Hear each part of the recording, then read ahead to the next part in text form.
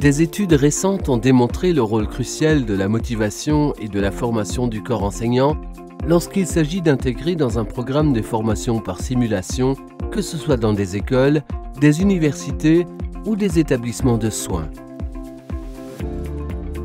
Des études récentes ont démontré qu'un grand nombre de simulateurs achetés sont soit trop peu utilisés, soit pratiquement pas utilisés.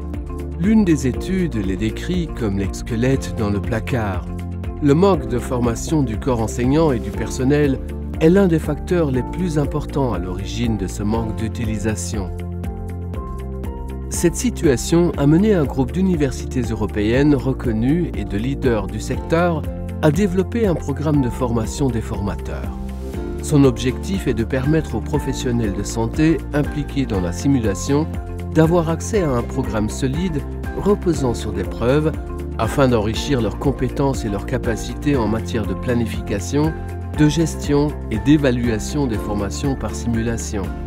Le nom de ce programme est NestLED. Il a été développé avec le soutien financier de l'Union européenne.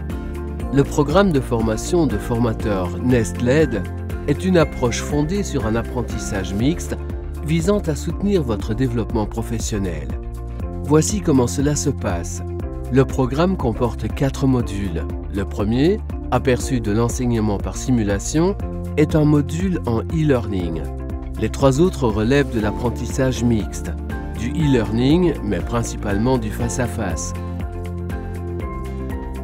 Le module 1 comporte des éléments importants pour le reste du programme. Il doit être validé avant le module 2. Le module 1 nécessite environ 3 heures de travail. Chacun des modules 2, 3 et 4 nécessite une journée complète.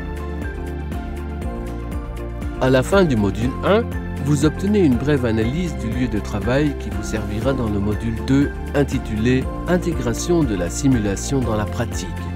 Ce module a pour objectif d'améliorer votre simulation en utilisant des scénarios bien connus. Au terme du module 2, vous obtenez un scénario qui vous aidera à former vos étudiants ou collègues au cours d'une intervention ou en présence d'un cas patient pertinent. Lors du module 3, vous recevrez une version préprogrammée du scénario conçu dans le module 2. L'objectif du module 3 est de produire une simulation de grande qualité. Pour ce faire, vous devez créer un environnement d'apprentissage sûr, délivrer un briefing adéquat, produire une simulation de grande qualité et mener un débriefing efficace. Les scénarios de chacun feront l'objet de critiques constructives pour les améliorer afin que vous puissiez les appliquer concrètement au sein de votre établissement. À partir des bonnes pratiques, vous découvrirez une méthode de débriefing extrêmement efficace, mais simple d'utilisation. Tellement simple que vous souhaiterez peut-être l'employer non seulement pour le débriefing de simulation, mais également dans tous vos programmes et avec vos collègues. Le module 4 s'intéresse aux résultats de la simulation. Il permettra de déterminer comment mesurer l'amélioration des résultats d'apprentissage et faire un rapport sur ce sujet. Vous verrez également comment impliquer les participants clés dans la réussite continue de votre programme. Nous nous concentrerons principalement sur la méthode de planification d'une mise en œuvre réussie.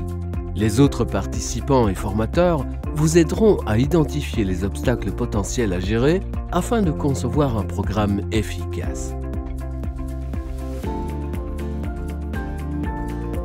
Le programme NestLED est conçu pour vous aider à réussir vos simulations.